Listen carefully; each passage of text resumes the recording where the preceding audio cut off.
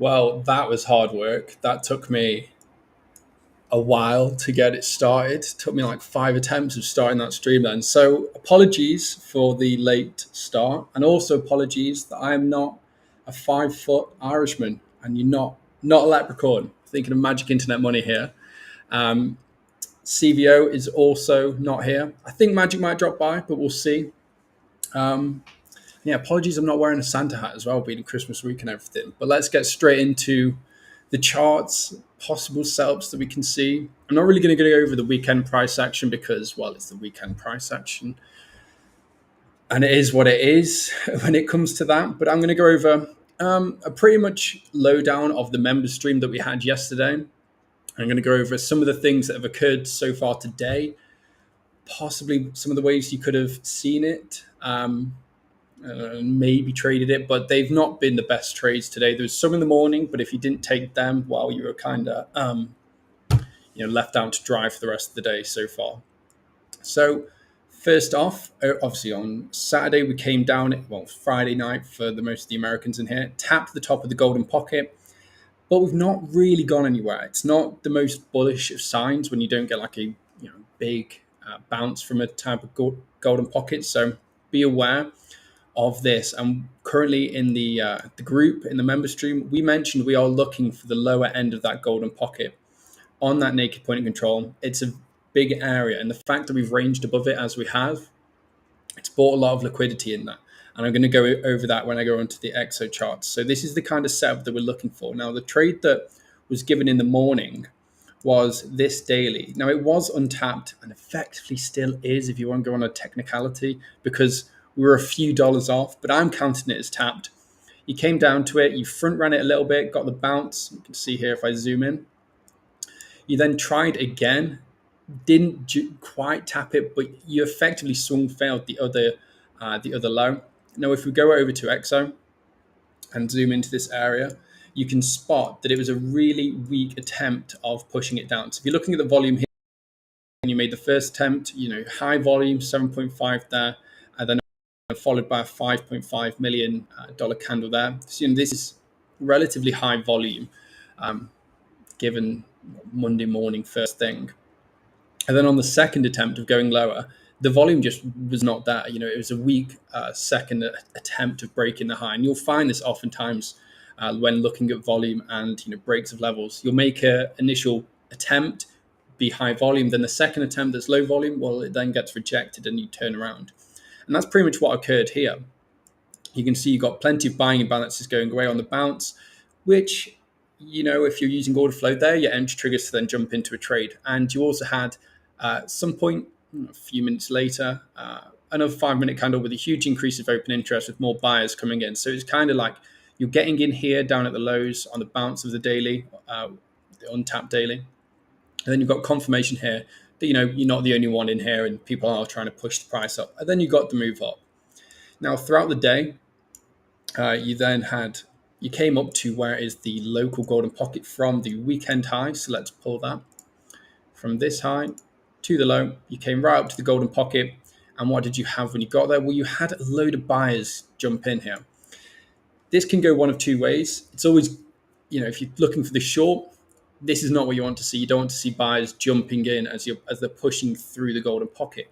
However, they failed to really break it. But again, you're not given a short signal yet. But this is why I said for the rest of the day, it's been a bit of a pain to trade because you're not really given a clear-cut entry for these type of trades. We ranged here for, what's this, 20, nearly 30 minutes? Yeah, about 40 minutes we were stuck here, not really doing anything.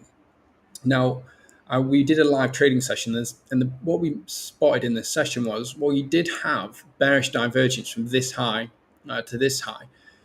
Given that you've got them trapped traders there, which would have been underwater at that point, that did give you a possible setup, though I mentioned it was a weak one. And you can look for them traders to get their stop losses hit. Now, did we do that? Well, I would say it's questionable because you came down to this low, but not really taken this one. And that's kind of where I see the market going. As long as we fail to release these trap traders that are below this level here, let's have a look at them. Here they are. As long as you don't release these trap traders, they are a target for the market maker. They are they're how much is that? There's about $8 million worth of open, 5.5 million positive delta. Their liquidity that the market maker needs right now. So I can't see why he wouldn't take us to the lows to really take out them traders. Now, which lows? Well, that is up for debate, and that is my Spotify. That is up for debate whether it's these ones or we do come down for the other ones. I would say if this is a trade given an SFP of here, it will be a lower tier trade. I won't be putting too much position size behind that trade. And the reason that I would question this one, I was really putting emphasis on this thing that I'm going to go over in ExoCharts now into this trade, is why it could be a very questionable trade unless you see specific things in the order flow. So if we go on to the footprint chart and I get rid of this line because that's the trap traders, and we look at the range that we've been in effectively over the weekend. So, we came in here Friday night for you guys, Saturday for the rest of the world. And if you look, I've drawn a few lines on the chart. This is my artwork. You can see we've pretty much been range bound here effectively. We've not really been doing too much. Granted, we've not really tapped the highs and lows, but I could bring these in and it would mean, the same. So let's say, range bound. Okay. Now, if we look at the CVD and the open interest in this range, so I'm going to bring a bit of LRA, which is locked in range analysis, into this and put a question to you is where you think this is going to go. We have had CVD on a steady climb. Granted, it's had a spike here, but ultimately, overall in this range, it's been up. So CVD up. Open interest has also been, on a climb. Granted, it's had its spikes here and here, but overall, it's been a steady climb up on the open interest, and you can spot it here. Given that, the fact we're still here in this range, we've got longs coming in, aggressive longs. That's what market orders are. And, it is longs opening because it's the open interest increasing. So longs opening aggressively and failing to take us anywhere. Well, really, it's not a good look for this range because if we start to fall below it, all of these traders that have entered long here are trapped. And I'm not saying it was a bad position to enter. You're coming into the golden pocket from the main low that we've currently got to the high. It's a solid area to take a trade. However, you've been given some opportunity to be taking profits on them trades. And I hope that the guys in here have been, because right now it is not a good look. And the reason that I would question this, the low down here, where it's the lower end of the golden pocket on the naked monthly point of control, is because of how, granted, it's not too much, but the liquidity is rather low at this time of year, and especially with the current market that we've got. So with all this, I think I worked out there was like I can just do this, about a 21.5 million open interest increase, which is a considerable amount when we've only got 400 million open interest overall. And the delta, I'm not really going to work that one out, but we know it's up.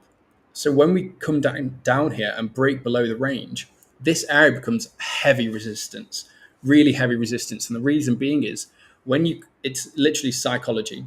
You have to think when you enter a long and you get put below that position, when price comes back up to that, everyone will have done this. You will close that trade out and think, you know what, I've just saved a loss of $200, and they close the trade. Well, that makes resistance for the people that are trying to break through that range. Now, when we get below here, you are going to see a big spike in open interest to it's going to go very down as all these longs that have put their stop loss below the low do get stopped out. And then we've got two options. We either absolutely fly through the potential trade setup that we've got, is what it is, it happens, and that's why it always pays to not preset orders, or we have stagnant open interest, which means positions changing hands, in which case a market maker has effectively filled a bag out of all of these traders' liquidity. So he's allowed them to build up all their longs. He's made it look good with the spikes to the upside and the many attempts of pushing it higher. So people are entering as they think it's going to break out. You can see that here when they think it's going to break out at the top with these 5.5 here. Sorry to zoom in like that. I don't know how that feels for you guys or looks. But also here, one more time, as you had 16 million there, 16 million positive delta there. There's a lot of traders building up, long positions here. Now, when we get below there, if he's building his position, that's great, because then what we can do is we can wait for him to make his move, um, in order to then jump in and go in with his push to break this range. However, if it's just an absolute bloodbath and we just go down and it's just red, open interest, no position changing hands, this area is going to be, for the traders that didn't use a stop loss, they are going to be the ones that make it resistance, because you're going to struggle to get back above there. But yeah, from looking at this, I really don't see it as just breaking out to the upside. But if we do come down and take these areas, there is a very viable setup that Magic mentioned in the stream, and that is not on this chart. Let me go to the hourly. Here it is. So it's the monthly open, which Magic was mentioning in the stream, and I'm literally copying him here. Is a very important level for this chart. I'm not claiming this, so it is all Magic, I will admit. But you've also got the weekly pivot there, which is a statistical based target. There are his. I watched this video earlier. I am amazing at copying Magic. Statistical based target, the weekly pivot. You've also got the golden pocket from the recent high. This one here. I'm not going to the full high. I'm going to the impulse that was this one here. It's the golden pocket. Also the monthly open. It's a big area of resistance that, if tapped, it's really the area that needs to be broken and held for any upside. But the fact that you've got so much resistance there really just doesn't make it look, that good. So it's certainly an area to look for, take a short. Stop loss, well, one could put it there, or you could wait to see the reaction and then adjust from that point. But yeah, the real setup that we're hoping for is for it to come down, tap the lower end, get those positions changing hands, see the market maker make his move and start to push price back. And then you can target up here. That is pretty much the only areas that we're looking at in the immediate for trades. Below that, one can be looking at these untapped dailies, though really at that point, if you're starting to lose this area, it's a big area. It's not looking too good. It's not looking too good as it is, but if you're starting to lose the golden pocket, you could target this region on the charts where we did have a little range here. However, at that point, you might as well just take the low and come down to these lower levels. Because again, as we said at the start, when these lows were made, this is not weak. This is not strong. This is not a strong low. Neither of these are. The fact you came back down and really didn't tap any of that liquidity, this is not a strong low. And personally, we said back here we expect it to be taken.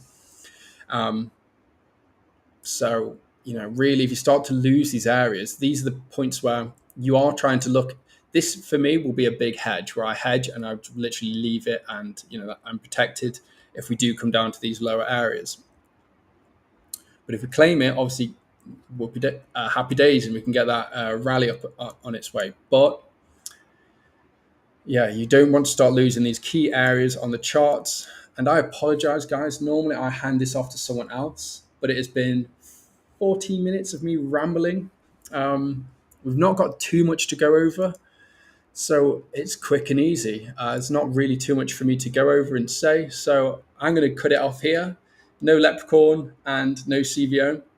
And yeah, we'll catch you all in tomorrow's public stream. So yeah, see you then, guys. Apologies for the delay on this, and apologies for being so short, but hopefully you could sift through my rambling and understood something. So appreciate you guys. Take care, and yeah,